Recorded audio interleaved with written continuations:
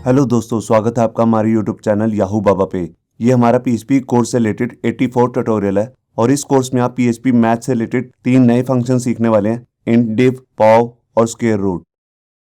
यहाँ पर देखिए, यहाँ पर हम अर्थमेटिक डिवीजन करने वाले हैं जो आपने कभी स्कूल टाइम में देखा होगा। अब यहाँ पर हम 8 को डिवाइड करना चाहते हैं 4 से, तो देखिए इसके लिए हम लिखेंगे 4 2 ज़ा 8 और इसके बाद हमारा आ जाएगा रिमाइंडर। तो इस तरह का कोई भी अर्थमेटिक अगर आप डिवीजन करना चाहते हैं पीएचपी की हेल्प से, तो यहाँ पर उसका मैथ का एक फंक्शन आता है जिसे हम कहते हैं इंट डिव। इंट का यहाँ पे मतलब है इंटीजर और डिव का मतलब है यहाँ पे डिवीजन, मतलब कि इंटीजर डिवीजन। यहाँ पर इसके अंदर दो पैरामीटर्स होते हैं। सबसे पहला पैरामीटर होता है वो होता है डिवाइडेंड। डिवाइडेंड से हमारा मतलब है 8 से, 8 जो है वो डिवाइडेंड है। और दूसरा जो पैरामीटर होता है वो होता है डिवाइजर। जैसे यहाँ पर जो 4 है वो है डिवाइजर। तो इस तरह हम यहाँ पर डिवाइडेंड और डिवीजर देके हम किसी भी इंटीजर वैल्यू की डिवीजर निकाल सकते हैं।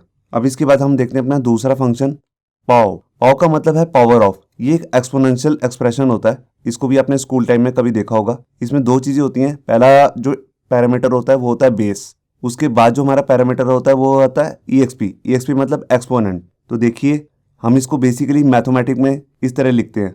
जो 4 है वो हमारा इस समय है बेस और जो 3 है वो है इसका एक्सपोनेंट। तो ये वर्क कैसे करेगा, ये 4 को 3 बार मल्टीप्लाई कर देगा कुछ इस तरीके से, और जो हमारा ये रिजल्ट आएगा यही हमारा जो पावर नाम का फंक्शन है ये हमारे को रिटर्न करने वाला है। अब इसके बाद हम अपना लास्ट फंक्शन देखते हैं स्क्वायर रूट। तो देखिए इसको भी आपने कभी स्कूल टाइम में देखा होगा। जैसे 4 का अगर हम स्क्वायर रूट निकालें तो वो आएगा 2। तो इस तरह आप अगर पीएचपी की हेल्प से कोई स्क्वायर रूट निकालना चाहते हैं तो उसके लिए एक स्पेशल फंक्शन आता है जिसे हम कहते हैं SQRT, मतलब कि स्क्वायर रूट। इसके अंदर एक ही पैरामीटर होता है, वो होता है नंबर। जैसे यहाँ पे 4 जो आ रहा है उसको हम यहाँ पे पास कर देंगे तो ये हमारे को रिटर्न में 2 दे देगा। तो आइए देखते हैं प्रैक्टिकली कि हम इन तीनों फंक्शंस को कैसे यूज़ कर सकते हैं। यहाँ देखिए HTML के एडिटर में मैंने अपनी एक फाइल बना ली है math.php, और यहाँ पर सबसे पहले मैं अपना फंक्शन यूज़ करने वाला हूँ जिसका नाम है इंटडिव, मतलब कि इंटीजर डिवीज़न। तो उसके लिए सबसे पहले मैं यहाँ लगा लेता हूँ इको, और इसके बाद यहाँ पे अपना फंक्शन लिखता हूँ इंटडिव। इसके अंदर जैसे कि मैंने आपको बताया कि हमारे पास दो पैरामीटर होते हैं। जो सबसे पहला पैरामीटर होता है वो होता है डिवाइडेंड। तो जैसे मैंने यहाँ पर मान लीजिए लिख दिया 8, और इसके बाद जो दूसरा पैरामीटर होता है वो होता है डिवाइजर, जिसे मैं डिवाइड करना चाहता हूँ। तो देखिए जैसे मैंने यहाँ कर दिया 4। अब मैं इनकी फाइल को सेव करता हूँ और ये देखिए यहाँ पर आंसर आ गया 2।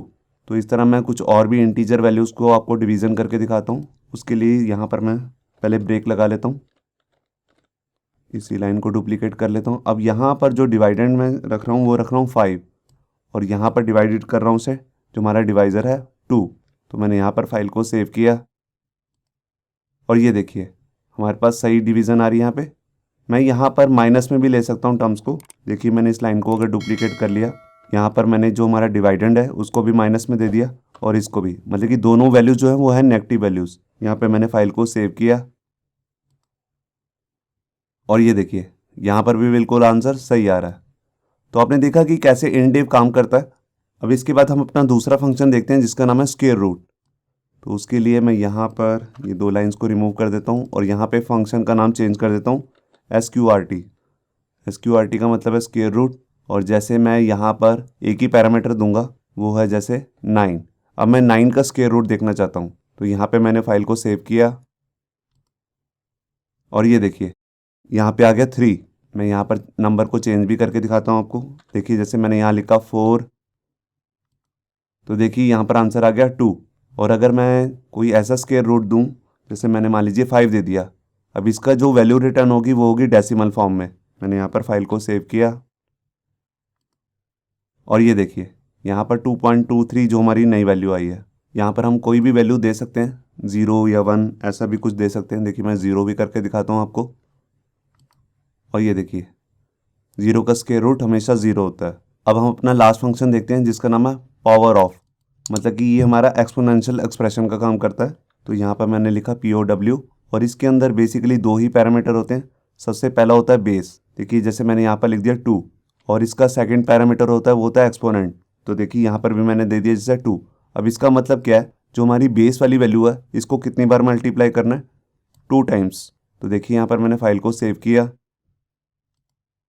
और ये देखिए यहाँ पर आंसर आ गया 4। 4 क्यों आया, क्योंकि इसने बेस को 2 टाइम मल्टीप्लाई किया, मतलब कि 2 × 2। अगर मैं यहाँ पर जाके 2 की जगह दे दूँ 3, अब ये क्या करेगा, बेस की वैल्यू को 3 टाइम मल्टीप्लाई कर देगा आपस में, मतलब कि 2 इंटू 2 इंटू 2। मैंने यहाँ पर फाइल को सेव किया और ये देखिए यहाँ पर आंसर आ गया 8। मैं यहाँ पर जो बेस की वैल्यू है उसको नेगेटिव वैल्यू भी दे सकता हूँ। तो देखिए यहाँ पर मैंने जैसे नेगेटिव कर दिया और मैंने यहाँ पर फाइल को सेव किया, तो देखिए हमारे पास आंसर आ गया माइनस में। और अगर मैं इसको जाके यहाँ पर 4 कर देता हूँ और यहाँ पे मैंने फाइल को सेव किया, ये देखिए यहाँ पर आ गया 16। तो यहाँ पर नेगेटिव वैल्यू नहीं आई है। होप सो आपको पता होगा कि ये कैसे काम करता है, क्योंकि ये स्कूल टाइम में ही पढ़ाया गया है। मैं आपको ये प्रॉपर कैसे वर्क करता है वो तो नहीं बता रहा हूँ, क्योंकि वो तो पूरा मैथमेटिक्स ही होगा। तो यहाँ पर जस्ट मैं आपको इतना ही बता रहा हूँ कि इसके लिए हमारे पास पावर ऑफ निकालने के लिए एक इनबिल्ट फंक्शन है PHP के अंदर।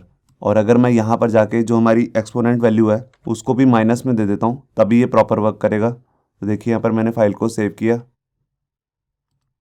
और ये देखिए यहाँ पर वैल्यू आ चुकी है। तो इस वीडियो में हमने बेसिकली मैथ के 3 नए फंक्शन देखे हैं, इंट, डिव, स्क्वायर रूट और पावर ऑफ। होप सो आपको ये हमारा वीडियो ट्यूटोरियल अच्छा लगा होगा। अगर अच्छा लगा है तो वीडियो को प्लीज़ लाइक करना मत भूलिए। अगर आप ऐसे ही रेगुलर अपडेट चाहते हैं तो हमारे चैनल याहू बाबा को सब्सक्राइब करना मत भूलिए। Thank you.